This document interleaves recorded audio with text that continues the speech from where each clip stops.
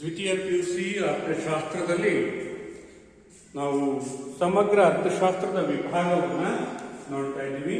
ಈ ಸಮಗ್ರ ಅರ್ಥಶಾಸ್ತ್ರದ ವಿಭಾಗದಲ್ಲಿ ಅಧ್ಯಾಯ 3, ಅಧ್ಯಾಯದ ಹೆಸರು ಹಣ ಮತ್ತು ಬ್ಯಾಂಕ್ ವ್ಯವಹಾರ. ಈ ಹಣ ಮತ್ತು ಬ್ಯಾಂಕ್ ವ್ಯವಹಾರದ ಅಧ್ಯಾಯದಲ್ಲಿ ನಾವು ಈಗಾಗಲೇ ಕಳೆದ ತರಗತಿಯಲ್ಲಿ ಹಣದ ಪೂರೈಕೆ ಅಂದ್ರೆ ಏನು ಅಂತ ತಿಳ್ಕೊಂಡಿದ್ದೀವಿ. ಹಣದ ಪೂರೈಕೆ ಅಂತ ಹೇಳಿದ್ರೆ ಸಾರ್ವಜನಿಕರ ಮತ್ತು ವಾಣಿಜ್ಯ ಬ್ಯಾಂಕ್ಗಳ ಬಳಿ ಇರತಕ್ಕಂತಹ ಹಣದ ಮೊತ್ತವನ್ನ ನಾವು ಹಣದ ಪೂರೈಕೆ ಅಂತ ಹೇಳಿ ಕರೆದಿದ್ದೀವಿ.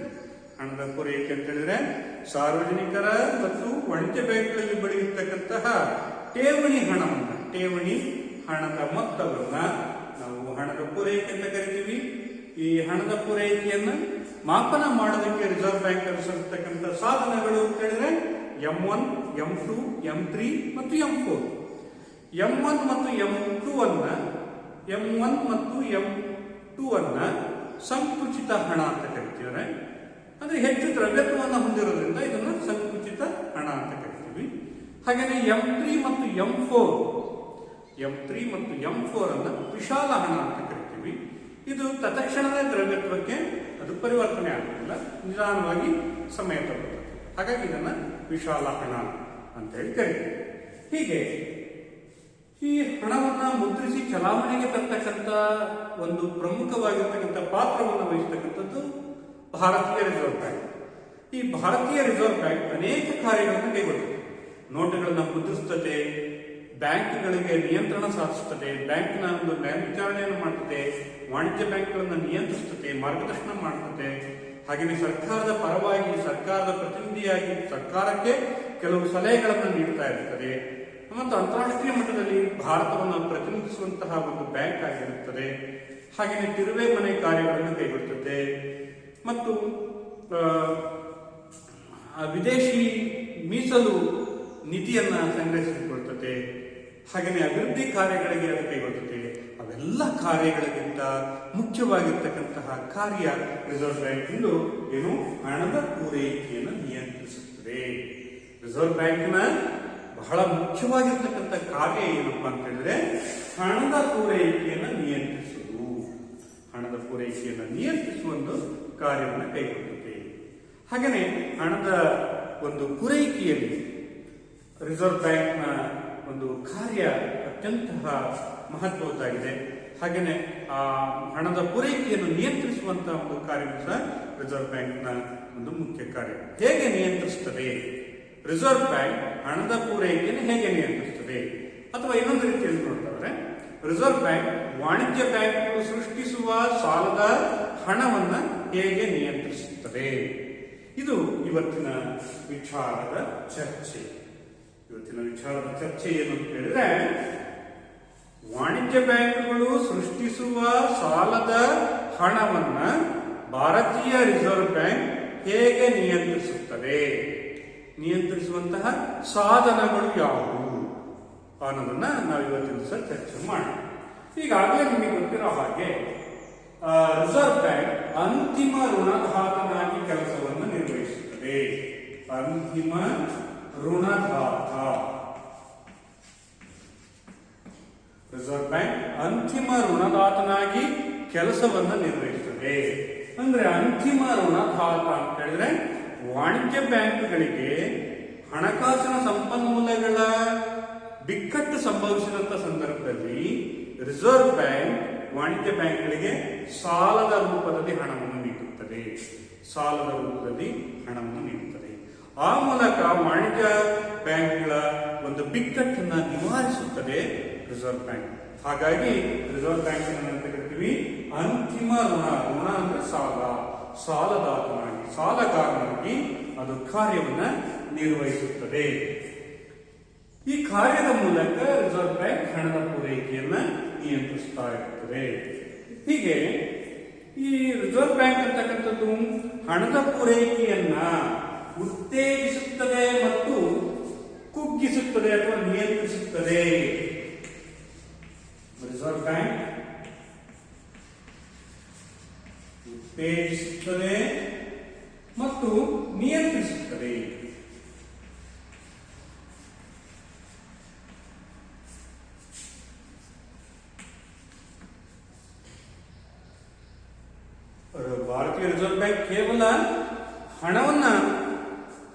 ನಿಯಂತ್ರಣ ಮಾಡಬಲ್ಲ, ಹಣದ ಪೂರೈಕೆಯನ್ನ ನಿಯಂತ್ರಿಸುವುದಷ್ಟೇ ಅಲ್ಲ, ಅದ್ರ ಜೊತೆಗೆ ಏನ್ ಮಾಡ್ತಾ ಇರುತ್ತೆ, ಅದು ಉತ್ತೇಜಿಸುತ್ತದೆ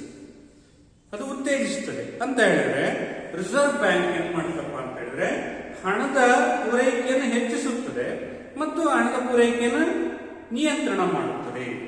ಯಾವ ಸಂದರ್ಭದಲ್ಲಿ ಅದು ಉತ್ತೇಜಿಸುತ್ತದೆ?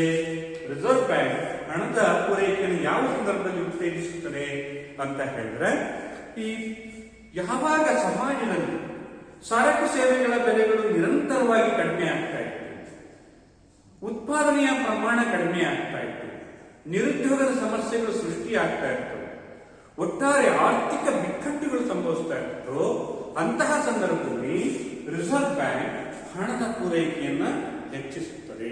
ಇದನ್ನ ಹೆಚ್ಚಿಸಲು ಅನುಸರಿಸತಕ್ಕಂತಹ ಕ್ರಮಗಳನ್ನ ಉತ್ತೇಜನಾ ಕ್ರಮಗಳು ಅಂತ ಹೇಳಿ ಕರೀತೀವಿ.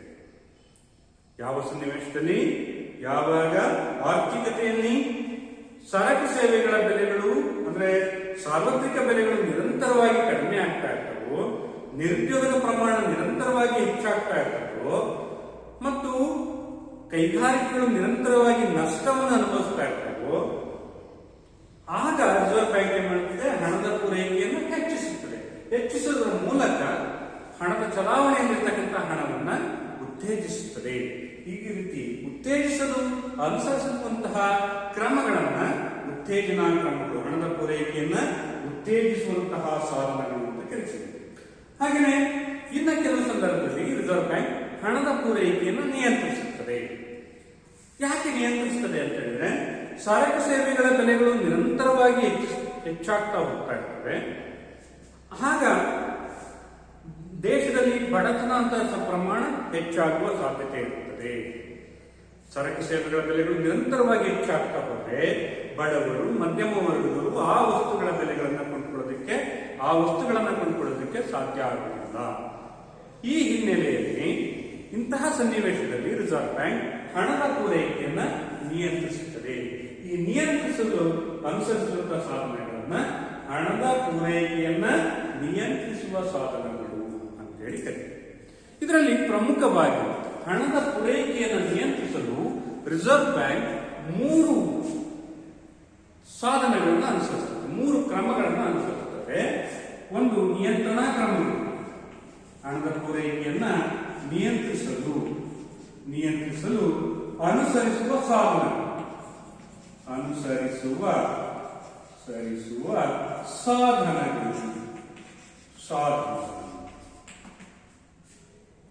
ರಿಸರ್ವ್ ಬ್ಯಾಂಕ್ ಹಣದ ಪೂರೈಕೆಯನ್ನ ನಿಯಂತ್ರಿಸಲು ಅನುಸರಿಸುವಂತಹ ಸಾಧನಗಳು.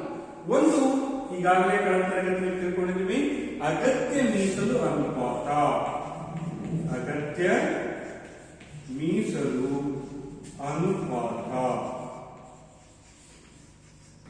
ಹಾಗೆಯೇ ಎರಡನೇದು ಮುಕ್ತ ಮಾರುಕಟ್ಟೆಯ ಕಾರ್ಯಾಚರಣೆ. ಮುಕ್ತ ಮಾರುಕಟ್ಟೆ ಕಾರ್ಯಾಚರಣೆ.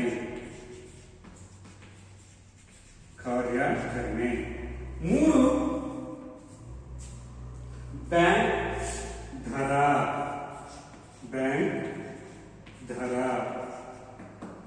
Bank rate.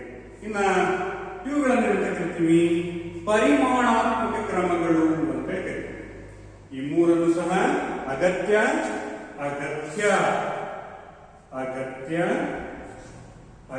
ಮೀಸಲು ಅನುಪಾತ, ಮುಕ್ತ ಮಾರುಕಟ್ಟೆಯ ಕಾರ್ಯಾಚರಣೆ, ಮತ್ತೊಂದು ಬ್ಯಾಂಕ್ ದರ. ಈ 3 ಕ್ರಮಗಳನ್ನ ನಾವೆಂತ ಸಾಧನಗಳು ಅಂತ ಕರಿತೀವಿ? ಪರಿಮಾಣಾತ್ಮಕ ಕ್ರಮಗಳು. ರಿಸರ್ವ್ ಬ್ಯಾಂಕ್ ಹಣದ ಪೂರೈಕೆಯನ್ನು ನಿಯಂತ್ರಿಸಲು ಪ್ರಮುಖವಾಗಿ 2 ಕ್ರಮಗಳು, ಒಂದು ಪರಿಮಾಣಾತ್ಮಕ ಕ್ರಮಗಳು, ಮತ್ತೊಂದು ಗುಣಾತ್ಮಕ ಕ್ರಮಗಳು ಅಂತ ಕರಿತೀವಿ.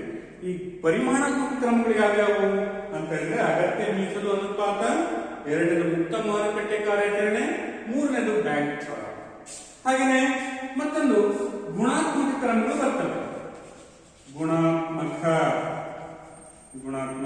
ಕ್ರಮಗಳು. ಇದರಲ್ಲಿ ಒಂದು ನೈತಿಕ ಮೌಲ್ಯ, ಒಂದು ನೈತಿಕ ಪ್ರೇರಣೆ.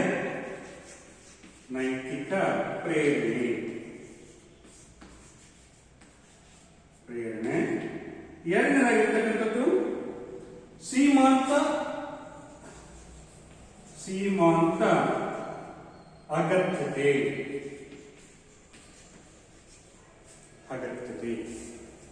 ಹೀಗೆ ರಿಸರ್ವ್ ಬ್ಯಾಂಕ್ ಹಣದ ಪೂರೈಕೆಯನ್ನ ನಿಯಂತ್ರಿಸುವ ಸಾಧನಗಳಲ್ಲಿ ಮುಖ್ಯವಾಗಿ ಈ ಕ್ರಮಗಳನ್ನ ಅನುಸರಿಸ್ತಾ ಹೋಗುತ್ತೆ.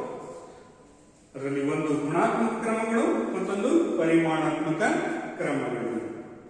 ಈಗ ನೋಡಿ, ಈ ಅಗತ್ಯ ಮೀಸಲು ಅನುಪಾತ ಅಂತ ಹೇಳಿದ್ರೆ ಕಳೆದ ತರಗತಿಯಲ್ಲಿ ತಿಳ್ಕೊಂಡಿದ್ದೀವಿ. ಹಣದ ಪೂರೈಕೆಯನ್ನು ನಿಯಂತ್ರಿಸಲು ರಿಸರ್ವ್ ಬ್ಯಾಂಕ್ ಅನುಸರಿಸತಕ್ಕಂಥ ಅತ್ಯಂತ ಪ್ರಮುಖವಾಗಿರ್ತಕ್ಕಂಥ ಮೊದಲನೇ ಕ್ರಮ ಯಾವುದು ಅಂತಂದ್ರೆ ಅಗತ್ಯ ಮೀಸಲು ಅನುಪಾತ.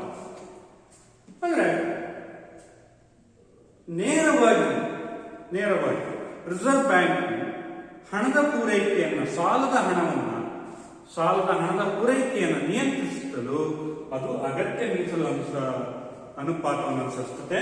ಇದರಲ್ಲಿ ಎರಡು ಕ್ರಮಗಳಿವೆ. ಒಂದು CRR ಮತ್ತೊಂದು SLR. ಅಗತ್ಯ ಮೀಸಲು ಅನುಪಾತದಲ್ಲಿ ಭಾರತೀಯ ರಿಸರ್ವ್ ಬ್ಯಾಂಕ್ ಎರಡು ಕ್ರಮಗಳನ್ನು ಅನುಸರಿಸುತ್ತದೆ.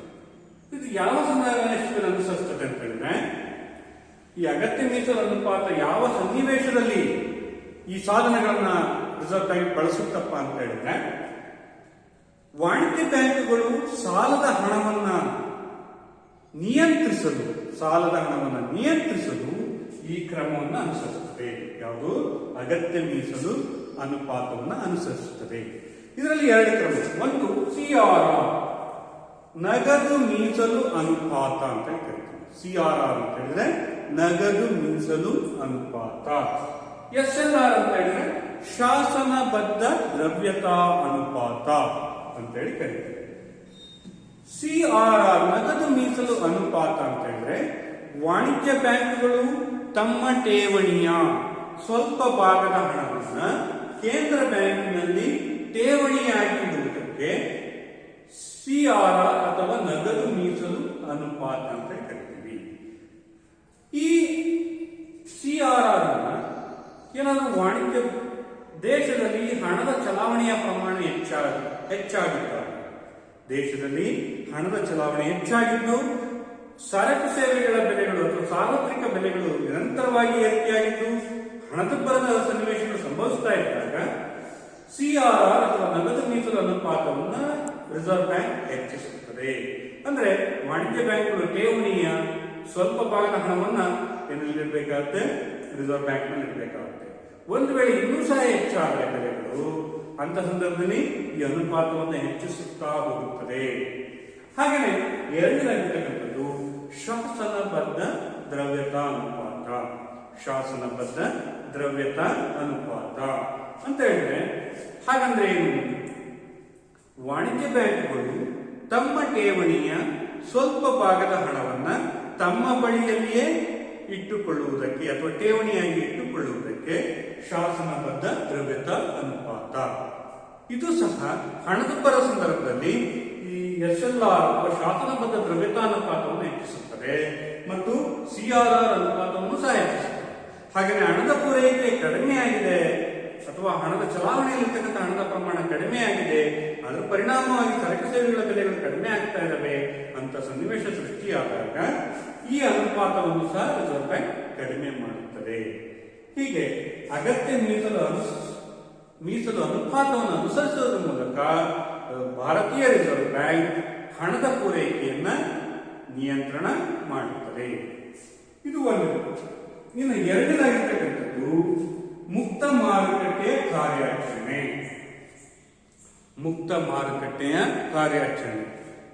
ಈ ಮುಕ್ತ ಮಾರುಕಟ್ಟೆಯ ಕಾರ್ಯಾಚರಣೆಯನ್ನು ಅನುಸರಿಸುವುದರ ಮೂಲಕ ಭಾರತೀಯ ರಿಸರ್ವ್ ಬ್ಯಾಂಕ್ ಹಣದ ಪೂರೈಕೆಯನ್ನ ನಿಯಂತ್ರಿಸುತ್ತದೆ. ಇದು ಅತ್ಯಂತ ಪ್ರಮುಖವಾಗಿರ್ತಕ್ಕಂತಹ ಒಂದು ಸಾಧನ. ಹಣದ ಪೂರೈಕೆಯನ್ನ ವೇಗವಾಗಿ ನಿಯಂತ್ರಿಸಲು ಅನುಸರಿಸತಕ್ಕಂಥ ಪ್ರಮುಖ ಸಾಧನ. ಮುಕ್ತ ಮಾರುಕಟ್ಟೆಯ ಕಾರ್ಯಾಚರಣೆ ಅಂದ್ರೆ ಏನು? ಅನ್ನೋದಾದ್ರೆ ಸರ್ಕಾರದ ಸಾಲ ಪತ್ರಗಳನ್ನ ಮುಕ್ತ ಮಾರುಕಟ್ಟೆಯಲ್ಲಿ ಮಾರಾಟ ಮಾಡುವ ಮತ್ತು ಖರೀದಿಸುವ ಹಣದ ಮಾರುಕಟ್ಟೆಗೆ ಮುಕ್ತ ಮಾರುಕಟ್ಟೆ ಕಾರ್ಯಾಚರಣೆ ಎನ್ನುತ್ತೇವೆ. ಸರ್ಕಾರದ ಷೇರುಗಳು, ಭದ್ರತಾ ಪತ್ರಗಳು, ಸರ್ಕಾರದ ಸಾಲ ಪತ್ರಗಳು, ಭದ್ರತಾ ಪತ್ರಗಳು, ಈ ಬಾಂಡ್ಗಳನ್ನು ಹಣದ ಮಾರುಕಟ್ಟೆಯಲ್ಲಿ ಮುಕ್ತವಾಗಿ ಮಾರಾಟ ಮಾಡುವುದಕ್ಕೆ ಮತ್ತು ಕೊಂಡುಕೊಳ್ಳುವ ಪ್ರಕ್ರಿಯೆಗೆ ಮುಕ್ತ ಮಾರುಕಟ್ಟೆಯ ಕಾರ್ಯಾಚರಣೆ ಎನ್ನುತ್ತೇವೆ. ಅರ್ಥ ಆಗ್ತಾ ಇದೆ ಅಂತ ಅನ್ಕೊಳ್ತೀವಿ. ಮುಕ್ತ ಮಾರುಕಟ್ಟೆ ಕಾರ್ಯಾಚರಣೆ ಅಂದ್ರೆ ಸರ್ಕಾರದ ಸಾಲ ಪತ್ರಗಳು, ಬಾಂಡ್ಗಳು, ಷೇರುಗಳನ್ನ ಹಣದ ಮಾರುಕಟ್ಟೆಯಲ್ಲಿ, ಅಲ್ಪಾವಧಿ ಉದ್ದೇಶಿತ ಹಣದ ಮಾರುಕಟ್ಟೆಯಲ್ಲಿ ಆ ಪತ್ರಗಳನ್ನು ಮಾರಾಟ ಮಾಡಿ ಹಣ ಸಂಗ್ರಹಿಸುತ್ತದೆ ಮತ್ತು ಅವುಗಳನ್ನು ಕೊಂಡುಕೊಳ್ಳೋದ್ರ ಮೂಲಕ ಹಣವನ್ನು ಆರ್ಥಿಕತೆಗೆ ಚಲಾವಣೆಗೆ ತರುತ್ತದೆ. ಈ ರೀತಿಯಾಗಿರ್ತಕ್ಕಂಥ ಕಾರ್ಯಾಚರಣೆಗೆ ಮುಕ್ತ ಮಾರುಕಟ್ಟೆ ಕಾರ್ಯಾಚರಣೆ ಅಂತ ಹೇಳ್ತೀವಿ. ಉದಾಹರಣೆಗೆ, ದೇಶದಲ್ಲಿ ಹಣದ ಪ್ರಮಾಣ ಹೆಚ್ಚಾಗಿದೆ, ಇದರಿಂದ ಸಾರ್ವತ್ರಿಕ ಬೆಲೆಗಳು ಹೆಚ್ಚಾಗ್ತಾ ಇದ್ದಾವೆ, ಹಣದುಬ್ಬರ ಸನ್ನಿವೇಶ ಸಂಭವಿಸ್ತಾ ಇದೆ ಅಂತ ಹೇಳಿದ್ರೆ ಆಗ ಸರ್ಕಾರ ಏನ್ ಮಾಡುತ್ತೆ ಅಂತ ಹೇಳಿದ್ರೆ ರಿಸರ್ವ್ ಬ್ಯಾಂಕ್ನ ಮೂಲಕ ರಿಸರ್ವ್ ಬ್ಯಾಂಕ್ ಏನ್ ಮಾಡುತ್ತೆ, ವಾಣಿಜ್ಯ ಬ್ಯಾಂಕ್ಗಳ ಬಳಿ ಇರತಕ್ಕಂಥ ಸಾಲ ಪತ್ರಗಳನ್ನು ಮಾರಾಟ ಮಾಡುತ್ತದೆ. ಅಂತ ಸಂದರ್ಭದಲ್ಲಿ ರಿಸರ್ವ್ ಬ್ಯಾಂಕ್ ಏನ್ ಮಾಡುತ್ತೆ, ತನ್ನ ಬಳಿ ಇರತಕ್ಕಂಥದ ಸಾಲ ಪತ್ರಗಳು, ಸರ್ಕಾರದ ಸಾಲ ಪತ್ರಗಳನ್ನ ಮಾರಾಟ ಮಾಡಿ ವಾಣಿಜ್ಯ ಬ್ಯಾಂಕ್ಗಳಿಗೆ ಮಾರಾಟ ಮಾಡಿ ವಾಣಿಜ್ಯ ಬ್ಯಾಂಕ್ಗಳ ಬಳಿ ಇರತಕ್ಕಂಥ ಹಣವನ್ನ ತನ್ನ ಕಡೆಗೆ ಸೆಳೆಯುತ್ತದೆ. ಯಾವ ಸನ್ನಿವೇಶದಲ್ಲಿ? ಹಣದುಬ್ಬರದ ಸನ್ನಿವೇಶದಲ್ಲಿ. ಹಣದುಬ್ಬರದ ಸನ್ನಿವೇಶದಲ್ಲಿ ಏನ್ ಮಾಡುತ್ತೆ ಅಂತ ಹೇಳಿದ್ರೆ ರಿಸರ್ವ್ ಬ್ಯಾಂಕು ತನ್ನ ಬಳಿ ಇರತಕ್ಕಂಥ ಸರ್ಕಾರಿ ಸಾಲ ಪತ್ರಗಳನ್ನ ವಾಣಿಜ್ಯ ಬ್ಯಾಂಕ್ಗಳಿಗೆ ಮಾರಾಟ ಮಾಡುತ್ತದೆ. ಹಣದ ಮಾರುಕಟ್ಟೆಯಲ್ಲಿ ಮಾರಾಟ ಮಾಡಿ ಆ ಮೂಲಕ ವಾಣಿಜ್ಯ ಬ್ಯಾಂಕ್ಗಳ ಬಳಿ ಇರತಕ್ಕಂಥ ಹೆಚ್ಚುವರಿ ಠೇವಣಿಯ ಹಣವನ್ನ ತನ್ನ ಬಳಿ ಸೆಳೆದುಕೊಳ್ಳುತ್ತದೆ. ಹಾಗೆಯೇ ಹಣದ ಕುಗ್ಗುವಿಕೆ ಅಥವಾ ಆರ್ಥಿಕ ಬಿಕ್ಕಟ್ಟುಗಳು ಸನ್ನಿವೇಶಗಳ ಸಂದರ್ಭದಲ್ಲಿ ವಾಣಿಜ್ಯ ಬ್ಯಾಂಕ್ಗಳ ಬಳಿ ಇರತಕ್ಕಂತಹ ಇಂತಹ ಒಂದು ಬಾಂಡ್ ಪೇಪರ್ಗಳನ್ನ ರಿಸರ್ವ್ ಬ್ಯಾಂಕ್ ಖರೀದಿ ಮಾಡುವ ಮೂಲಕ ತನ್ನ ಬಳಿ ಇರತಕ್ಕಂತಹ ಹಣವನ್ನು ವಾಣಿಜ್ಯ ಬ್ಯಾಂಕ್ಗಳಿಗೆ ವರ್ಗಾಯಿಸುತ್ತದೆ. ಹೀಗೆ ಪ್ರಕ್ರಿಯೆಯನ್ನು ನಾವು ಕರಿತೀವಿ ಮುಕ್ತ ಮಾರುಕಟ್ಟೆಯ ಕಾರ್ಯಾಚರಣೆ. ಇದರಲ್ಲಿ ಎರಡು ಕ್ರಮಗಳನ್ನ ನಾವು, ಒಂದು ಜಾಟ್ ರೈಟ್ ಕಾರ್ಯಕ್ರಮ, ಜಾಟ್ ರೈಟ್ ಅಂತಕ್ಕಂಥದ್ದು. ಎರಡನೇದಾಗಿರ್ತಕ್ಕಂಥದ್ದು repo rate. Repo rate repo right repo rate.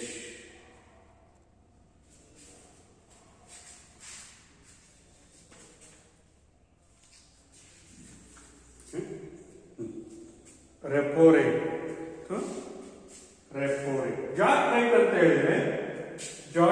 ಹೇಳಿದ್ರೆ ಸಾರ ಸಗಟು ಮಾರಾಟ ಮತ್ತು ಖರೀದಿ.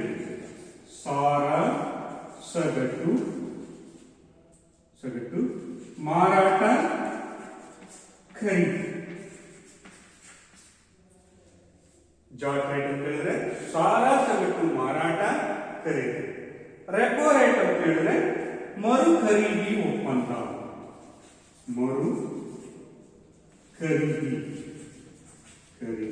ಒಪ್ಪಂದ. ಮುಕ್ತ ಮಾರುಕಟ್ಟೆಯಲ್ಲಿ ಎರಡು ಕ್ರಮಗಳನ್ನು ಅನುಸರಿಸುತ್ತದೆ ರಿಸರ್ವ್ ಬ್ಯಾಂಕ್. ಒಂದು ಜಾಟ್ ರೈಟ್ ಕಾರ್ಯಕ್ರಮ, ಮತ್ತೊಂದು ರೆಪೋ ರೇಟ್. ಜಾಟ್ ರೈಟ್ ಅಂತ ಹೇಳಿದ್ರೆ ಇದನ್ನ ಸರಳವಾಗಿ ಹೇಳೋದಾದ್ರೆ ಸಾರ ಸಗಟು ಮಾರಾಟ ಖರೀದಿ ಅಂದ್ರೆ ಸರ್ಕಾರಿ ಸಾಲ ಪತ್ರಗಳನ್ನ ರಿಸರ್ವ್ ಬ್ಯಾಂಕ್ ಹಣದ ಮಾರುಕಟ್ಟೆಯಲ್ಲಿ ಶಾಶ್ವತವಾಗಿ ಮಾರಾಟ ಮಾಡುವುದು ಮತ್ತು ಶಾಶ್ವತವಾಗಿ ಖರೀದಿ ಮಾಡಬೇಕು. ಸಾಲ ಪತ್ರಗಳನ್ನು ಶಾಶ್ವತವಾಗಿ ಮಾರಾಟ ಮಾಡೋದು, ಶಾಶ್ವತವಾಗಿ ಖರೀದಿ ಮಾಡುವಂತ ಪ್ರಕ್ರಿಯೆ. ಹಾಗಾಗಿ ಈ ಜಾಟ್ ರೈಟ್ ಅನ್ನ ಶಾಶ್ವತವಾಗಿರ್ತಕ್ಕಂತಹ ಸ್ವರೂಪದ್ದು ಅಂತ ಹೇಳಿ ಕರಿತೀವಿ. ಶಾಶ್ವತ ಸ್ವರೂಪದ್ದು ಅಂತ ಹೇಳಿ ಕರಿತೀವಿ.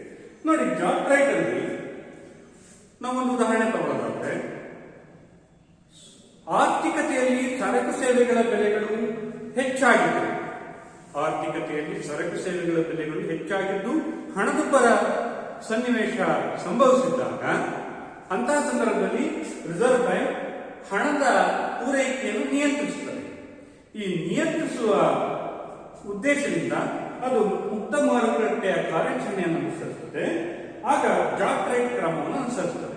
ಜಾಟ್ ರೈಟ್ ಅಂತ ಹೇಳಿದ್ರೆ ಸರ್ಕಾರಿ ಸಾಲ ಪತ್ರಗಳನ್ನು ಒಮ್ಮೆ ಮಾರಾಟ ಮಾಡಬೇಕು.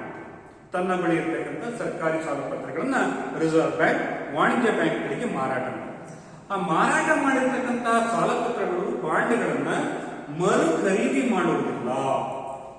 ಅದಕ್ಕೆ ಬೆಲೆ, ಆ ಸಾಲ ಪತ್ರಗಳ ಬೆಲೆ ಮತ್ತು ವಾಪಸ್ ಖರೀದಿ ಮಾಡ್ತೀವಿ ಅಂತಕ್ಕಂಥದ್ದನ್ನ ಯಾವುದೇ ಭರವಸೆಯನ್ನ ವಾಣಿಜ್ಯ ಬ್ಯಾಂಕ್ಗಳಿಗೆ ನೀಡುವುದಿಲ್ಲ. ಹೀಗೆ ಸರ್ಕಾರಿ ಸಾಲ ಪತ್ರಗಳನ್ನ ಶಾಶ್ವತವಾಗಿ ಮಾರಾಟ ಮಾಡಿ ಆ ಮೂಲಕ ವಾಣಿಜ್ಯ ಬ್ಯಾಂಕ್ಗಳ ಬಳಿ ಇರ್ತಕ್ಕಂಥ ಹಣವನ್ನ ತನ್ನ ಬಳಿಗೆ ಎಳಕೊಳ್ಳುತ್ತದೆ.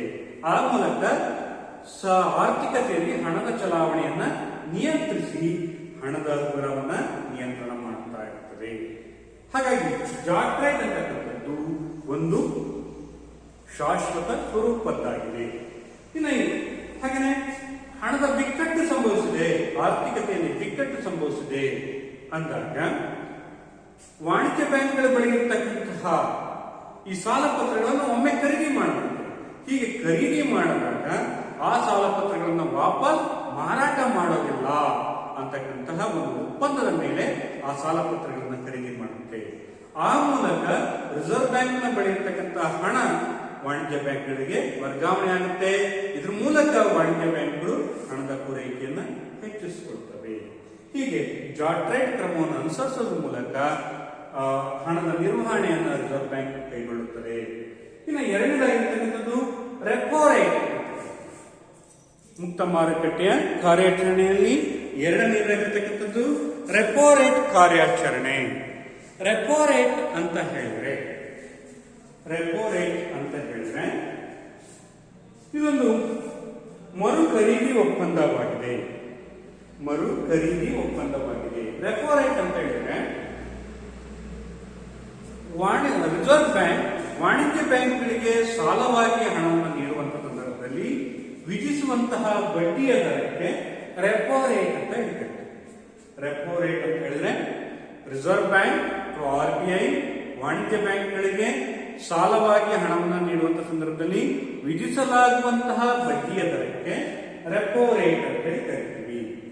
ಈ ರೆಪೋ ರೇಟ್ ಅಂತಕ್ಕಂಥದ್ದು ಇದೊಂದು ಮರು ಮಾರಾಟದ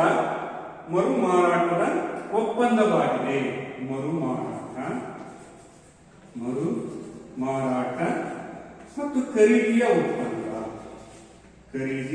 ಒಪ್ಪಂದ. ಇದೊಂದು ಭದ್ರತಾ ಪತ್ರಗಳನ್ನ, ಸಾಲದ ಭದ್ರತಾ ಪತ್ರಗಳನ್ನ ವಾಣಿಜ್ಯ ಬ್ಯಾಂಕ್ಗಳಿಗೆ ಮಾರಾಟ ಮಾಡಿದಾಗ ಆ ಭದ್ರತಾ ಪತ್ರಗಳನ್ನು ವಾಪಸ್ ಖರೀದಿ ಮಾಡ್ತೀನಿ, ಇಂಥ ಬೆಲೆಗೆ ಇಂಥ ದಿನಾಂಕದಂದು ವಾಪಸ್ ಖರೀದಿ ಮಾಡ್ತೀನಿ ಅಂತಕ್ಕಂತಹ ಒಂದು ಆಶ್ವಾಸನೆಯನ್ನು ನೀಡೋದ್ರ ಮೂಲಕ ಒಂದು ಒಪ್ಪಂದವನ್ನು ಮಾಡಿಕೊಂಡ್ರೆ ಅಂತಹ ಒಪ್ಪಂದವನ್ನ ರೆಪೋ ರೇಟ್ ಅಂತ ಹೇಳಿ ಕರಿತೀವಿ. ಈಗ ವಾಣಿಜ್ಯ ಬ್ಯಾಂಕ್ಗಳಿಗೆ ಬಳಿ ಇರ್ತಕ್ಕಂಥ ಹಣವನ್ನ ತನ್ನ ಹತ್ರ ಸೆಳಿಬೇಕು. ಆವಾಗ ಏನ್ ಮಾಡುತ್ತೆ ರಿಸರ್ವ್ ಬ್ಯಾಂಕ್ ತನ್ನ ಬಳಿ ಇರ್ತಕ್ಕಂಥ ಸರ್ಕಾರಿ ಸಾಲ ಪತ್ರಗಳನ್ನ ಅಥವಾ ಬಾಂಡ್ಗಳನ್ನ ವಾಣಿಜ್ಯ ಬ್ಯಾಂಕ್ಗಳಿಗೆ ಮಾರಾಟ ಮಾಡಿದಂತ ಸಂದರ್ಭದಲ್ಲಿ ಆ ಭದ್ರತಾ ಪತ್ರಗಳನ್ನ ಇಂತಿಷ್ಟು ಸಮಯದ ನಂತರ ಇಂತಹ ಬೆಲೆಗೆ, ನಿರ್ದಿಷ್ಟ ಬೆಲೆಗೆ ವಾಪಸ್ ನಾನು ಖರೀದಿ ಮಾಡ್ತೀನಿ ಅಂತಕ್ಕಂಥ ಒಂದು ಆಶ್ವಾಸನೆಯನ್ನ ನೀಡೋದ್ರ ಮೂಲಕ ಇಲ್ಲಿ ಹಣದ ಪೂರೈಕೆಯನ್ನ ನಿಯಂತ್ರಿಸಿದ್ರೆ ಅದನ್ನ ರೆಪೋ ರೇಟ್ ಅಂತ ಕರಿತೀವಿ. ಇದನ್ನ reverse repo rate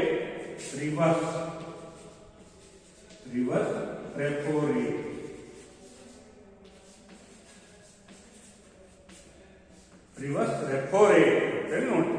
reverse repo rate ಅಂತ ಹೇಳಿದ್ರೆ RBI ಭದ್ರತೆಗಳನ್ನ ಮರು ಖರೀದಿಸುವ ಬೆಲೆ ಮತ್ತು ದಿನಾಂಕವನ್ನ ವಿಶೇಷತೆ ಹೊಂದಿರುವಂತಹ ಒಂದು ಒಪ್ಪಂದವನ್ನ ಮೂಲಕ ಇದನ್ನ ರಿವರ್ಸ್ ರೆಪೋ ರೇಟ್ ಅಂತ ಹೇಳಿ ಕರಿತೀವಿ. ರಿವರ್ಸ್ ರೆಪೋ ರೇಟ್ ಅಂತ ಹೇಳಿದ್ರೆ RBI ವಾಣಿಜ್ಯ ಬ್ಯಾಂಕ್ಗಳಿಗೆ ತನ್ನ ಭದ್ರತೆಗಳನ್ನ ಮಾರಾಟ ಮಾಡಿದಾಗ ಅದನ್ನ ಮರು ಖರೀದಿ ಮಾಡ್ತೀನಿ ಅಂತ ಆಶ್ವಾಸನೆಯನ್ನು ನೀಡಿ ಆ ಮೂಲಕ ಒಂದು ಒಪ್ಪಂದವನ್ನ ಮಾಡಿಕೊಂಡ್ರೆ ಅದನ್ನ ರಿವರ್ಸ್ ರೆಪೋ ರೇಟ್ ಅಂತ ಹೇಳಿ ಕರಿತೀವಿ. ಈ ತಂತ್ರಗಳನ್ನು ಅನುಸರಿಸೋದ್ರ ಮೂಲಕ ವಾಣಿಜ್ಯ ಬ್ಯಾಂಕ್ಗಳ ಬಳಿ ಇರತಕ್ಕಂತಹ ಹಣವನ್ನ ರಿಸರ್ವ್ ಬ್ಯಾಂಕ್ ತನ್ನತ್ತ ಸೆಳೆಯಿಟ್ಟುಕೊಂಡು ಆ ಮೂಲಕ ಹಣದ ಪೂರೈಕೆಯನ್ನ ನಿಯಂತ್ರಿಸುತ್ತದೆ. ಇದನ್ನು ನಾವೆಂತ ಮಾರುಕಟ್ಟೆ ಕರಿತೀವಿ? ಮುಕ್ತ ಮಾರುಕಟ್ಟೆಯ ಕಾರ್ಯಾಚರಣೆ. ಮುಕ್ತ ಮಾರುಕಟ್ಟೆಯ ಕಾರ್ಯಾಚರಣೆ. ಮುಕ್ತ ಮಾರುಕಟ್ಟೆಯ ಕಾರ್ಯಾಚರಣೆಯನ್ನ ಸಂಕ್ಷಿಪ್ತವಾಗಿ ವಿವರಿಸಿರಿ ಅಂತ ಹೇಳಿ ನಿಮಗೆ 6 ಅಂಕದ ಪ್ರಶ್ನೆ ಇರುತ್ತದೆ. 6 ಅಂಕದ ಪ್ರಶ್ನೆಗೆ ಉತ್ತರವನ್ನು ಬರೀಬೇಕಾಗುತ್ತೆ. ಮುಕ್ತ ಮಾರುಕಟ್ಟೆಯ ಕಾರ್ಯಾಚರಣೆ ಅಂದ್ರೆ ಏನು, ಅದರಲ್ಲಿ ಎಷ್ಟು ವಿಧಗಳು? ಡಾಟ್ ರೇಟ್ ಕಾರ್ಯಕ್ರಮ, ಮತ್ತೊಂದು ರೆಪೋ ರೇಟ್, ಹಾಗೇನೆ ರಿವರ್ಸ್ ರೆಪೋ ರೇಟ್. ಇಷ್ಟಕ್ಕೆ ಉತ್ತರ ಬರೀಬೇಕಾಗುತ್ತೆ. ಇನ್ನು 3ನೇದಾಗಿರ್ತಕ್ಕಂಥದ್ದು ಬ್ಯಾಂಕ್ ದರ. ಬ್ಯಾಂಕ್ ದರ ಅಂದ್ರೆ ಏನು? ರಿಸರ್ವ್ ಬ್ಯಾಂಕ್ ವಾಣಿಜ್ಯ ಬ್ಯಾಂಕ್ಗಳಿಗೆ ನೀಡುವ ಸಾಲದ ಮೇಲೆ ವಿಧಿಸುವ ಬಡ್ಡಿಯ ದರವನ್ನ ಬಡ್ಡಿ ದರ. ವಾಣಿಜ್ಯ ಬ್ಯಾಂಕ್ಗಳಿಗೆ ಸಾಲವನ್ನು ನೀಡುವಾಗ ರಿಸರ್ವ್ ಬ್ಯಾಂಕ್ ವಿಧಿಸುವ ಬಡ್ಡಿಯ ದರವನ್ನ ಬ್ಯಾಂಕ್ ದರ ಎನ್ನುತ್ತೇವೆ. ಯಾಕೆಂತ ಹೇಳಿದ್ರೆ ರಿಸರ್ವ್ ಬ್ಯಾಂಕ್ ಅಂತಿಮ ಋಣದಾತನಾಗಿ ಕೆಲಸವನ್ನು ನಿರ್ವಹಿಸುತ್ತದೆ. ವಾಣಿಜ್ಯ ಬ್ಯಾಂಕ್ಗಳು ಆರ್ಥಿಕ ಸಂಕಷ್ಟಕ್ಕೆ ಒಳಗಾಗಿದ್ದಂಥ ಸಂದರ್ಭದಲ್ಲಿ ರಿಸರ್ವ್ ಬ್ಯಾಂಕ್ ವಾಣಿಜ್ಯ ಬ್ಯಾಂಕ್ಗಳಿಗೆ ಸಾಲವನ್ನು ನೀಡುತ್ತದೆ. ಹೀಗೆ ಸಾಲವನ್ನು ನೀಡುವಾಗ ವಿಧಿಸುವಂತಹ ಬಡ್ಡಿಯ ದರವನ್ನು ಬ್ಯಾಂಕ್ ದರ ಅಂತ ಹೇಳ್ತೇವೆ. ಆ ಹಣದುಬ್ಬರದ ಸನ್ನಿವೇಶದಲ್ಲಿ ರಿಸರ್ವ್ ಬ್ಯಾಂಕ್ ಹೆಚ್ಚು ಬಡ್ಡಿ ದರವನ್ನು ವಿಧಿಸುತ್ತದೆ ಮತ್ತು ಆರ್ಥಿಕ ಬಿಕ್ಕಟ್ಟಿನ ಸನ್ನಿವೇಶದಲ್ಲಿ ರಿಸರ್ವ್ ಬ್ಯಾಂಕ್ ಬಡ್ಡಿಯ ದರಗಳನ್ನು ಕಡಿಮೆ ಮಾಡುತ್ತದೆ. ಈ ತಂತ್ರವನ್ನು ಅನುಸರಿಸಿ ಹಣದ ಪೂರೈಕೆಯನ್ನು ರಿಸರ್ವ್ ಬ್ಯಾಂಕ್ ಅನುಸರಿಸುತ್ತದೆ. ಇನ್ನು 2ನೇ ಭಾಗವಾಗಿರ್ತಕ್ಕಂಥದ್ದು ಹಣದ ಪೂರೈಕೆಯನ್ನು ನಿಯಂತ್ರಿಸುವುದರಲ್ಲಿ 2ನೇ ಭಾಗ ಗುಣಾತ್ಮಕ ಕ್ರಮಗಳು. ಗುಣಾತ್ಮಕ ಕ್ರಮಗಳಲ್ಲಿ ನೈತಿಕ ಪ್ರೇರಣೆಯನ್ನು ನೀಡುತ್ತದೆ. ವಾಣಿಜ್ಯ ಬ್ಯಾಂಕ್ಗಳಿಗೆ ಕೆಲವೊಂದು ಸಲಹೆ ಸೂಚನೆಗಳನ್ನು ನೀಡ್ತಾ ಇರುತ್ತದೆ. ಹಣದುಬ್ಬರದ ಸನ್ನಿವೇಶದಲ್ಲಿ ವಾಣಿಜ್ಯ ಬ್ಯಾಂಕ್ಗಳಿಗೆ ನಿರ್ದೇಶನ ನೀಡುತ್ತೆ, ಹೆಚ್ಚು ಸಾಲವನ್ನು ನೀಡಬಾರದು.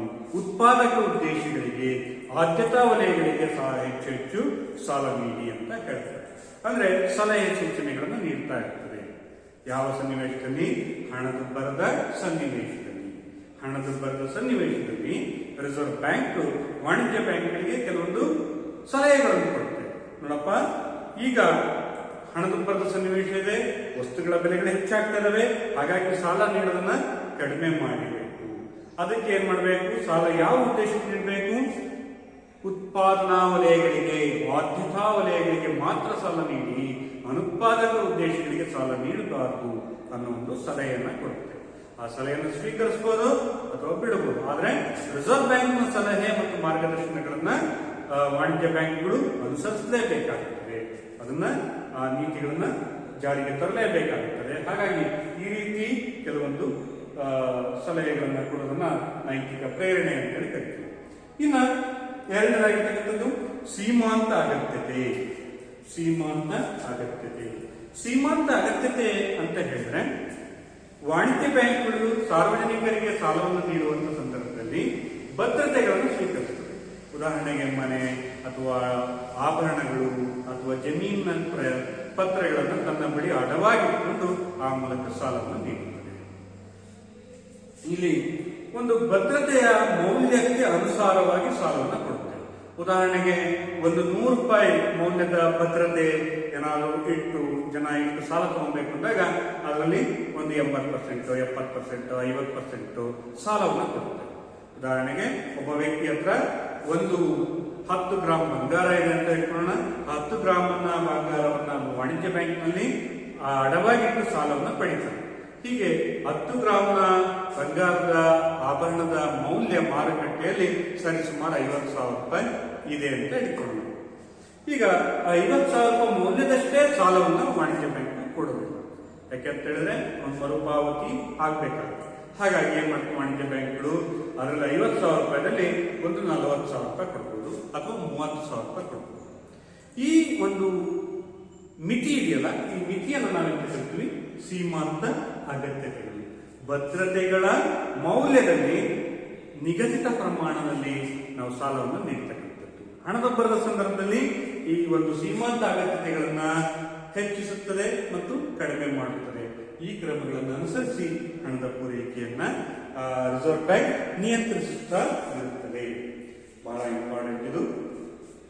ನಿಮ್ಮ 1 ಅಂಕ 2 ಅಂಕದ ಪ್ರಶ್ನೆಗಳು ಇವುಗಳಿಗೆ ತುಂಬಾನೇ ಇಂಪಾರ್ಟೆಂಟ್ ಆಗಿರ್ತಕ್ಕಂಥ ಕಾನ್ಸೆಪ್ಟ್ ಮತ್ತು 6 ಅಂಕದ ಪ್ರಶ್ನೆಗೆ ಉತ್ತರಿಸಬೇಕಾಗುತ್ತದೆ. ಹಣದ ಪೂರೈಕೆಯನ್ನ ನಿಯಂತ್ರಿಸುವ ಸಾಧನಗಳನ್ನು ವಿವರಿಸಿರಿ ಅಂತೇಳಿ 6 ಅಂಕದ ಪ್ರಶ್ನೆ ಕೇಳ್ತಾರೆ. ಹಾಗೆಯೇ ಮುಕ್ತ ಮಾರುಕಟ್ಟೆಯ ಕಾರ್ಯಾಚರಣೆ ಅಂದ್ರೆ ಏನು, ಅದರಲ್ಲಿ ಅನುಸರಿಸತಕ್ಕಂಥ ಕ್ರಮಗಳು ಯಾವ್ಯಾವು ಅದನ್ನು ಕೇಳುತ್ತಾರೆ 1 ಅಂಕದ ಮತ್ತು 2 ಅಂಕದ ಪ್ರಶ್ನೆಗೆ. ಮತ್ತು ಅಗತ್ಯ ಮೀಸಲು ಅನುಪಾತ CRR ಮತ್ತು SLR ಗಳ ನಡುವೆ ಇರ್ತಕ್ಕಂಥ ವ್ಯತ್ಯಾಸವನ್ನು ಬರೆಯಿರಿ. CRR ಅಂದ್ರೆ SLR ಅನ್ನು ವಿಸ್ತರಿಸಿ ಬರೆಯಿರಿ ಅಂತ ಹೇಳಿ ಆ ಪ್ರಶ್ನೆಯನ್ನು ಕೇಳ್ತಾರೆ. ಹೀಗೆ 1 ಅಂಕ 2 ಅಂಕದ ಪ್ರಶ್ನೆಗಳಿಗೆ ಮತ್ತು 6 ಅಂಕದ ಪ್ರಶ್ನೆಗಳಿಗೆ ಈ ಒಂದು ಪರಿಕಲ್ಪನೆಯಲ್ಲಿ ತುಂಬಾ ಮಹತ್ವದ್ದಾಗಿದೆ. ಹಾಗಾಗಿ ಇದನ್ನ ಚೆನ್ನಾಗಿ ಓದಬೇಕು.